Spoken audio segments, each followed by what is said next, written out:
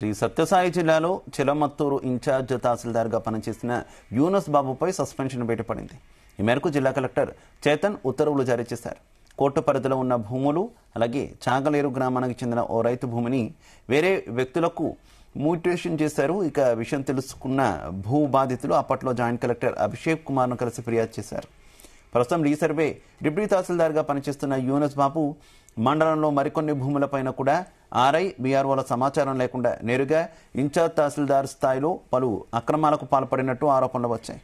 విచారణ చేపట్టిన అధికారులు ఇన్ఛార్జ్ తహసీల్దార్ అవకతవకలకు పాల్పడినట్టు తేలడంతో సస్పెన్షన్ వేటు పడింది.